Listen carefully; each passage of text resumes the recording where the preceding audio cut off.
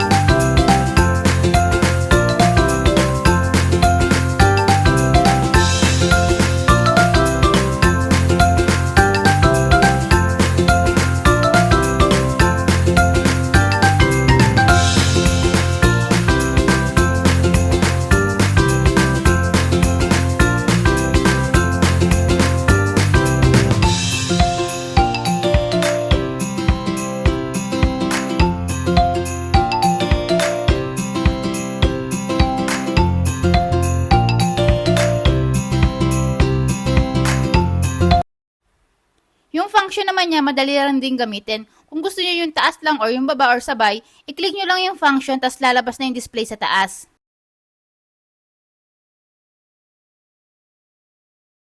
Then, kung gusto niyo naman babaan or taasan yung temperature, i-click nyo muna yung temperature sign, tapos kung babawasan nyo, click nyo lang yung minus sign, tapos kung gusto niyo na mas mataas na temperature, i-click nyo naman yung plus sign.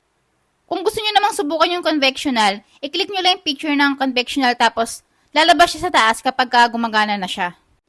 Dahil bago lang yung oven natin, sinubukan ko muna siyang ilagay sa pinakamainit na temperature. Sinagad ko siya sa pinakamainit, tapos pinreheat ko lang din siya ng 10 minutes. Kapag gusto niyo naman gamitin yung timer, i-click nyo muna yung clock sign. Then, kung gusto nyo bawasan, click nyo lang yung minus sign, tapos kapag gusto nyo mag-add ng time, i-click nyo naman yung plus sign. At saka ang kagandahan din pala nito kasi meron na rin siyang ilaw sa loob, kaya makikita mo yung binibake mo.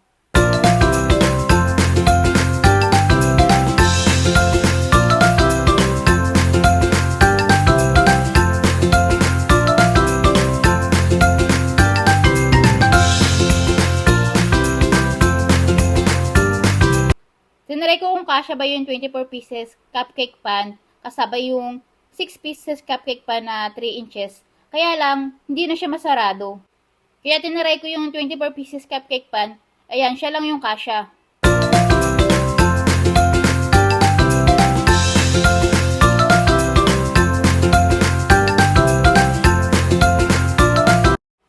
Ayan, tinry ko din maglagay ng loaf pan. Kasya naman yung 4 pieces na loaf pan sa loob.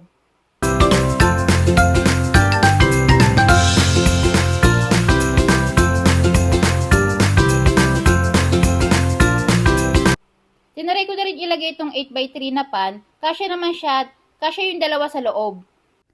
Pwede kayo mag-bake ng 8x3 na cake ng sabay.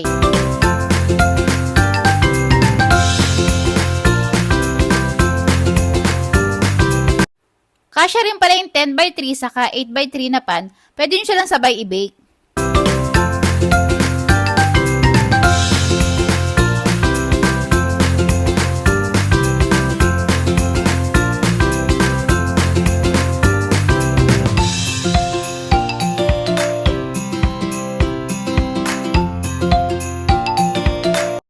Tinry ko rin pala maglagay ng 6x4 na pan, kasya yung 4 sa loob.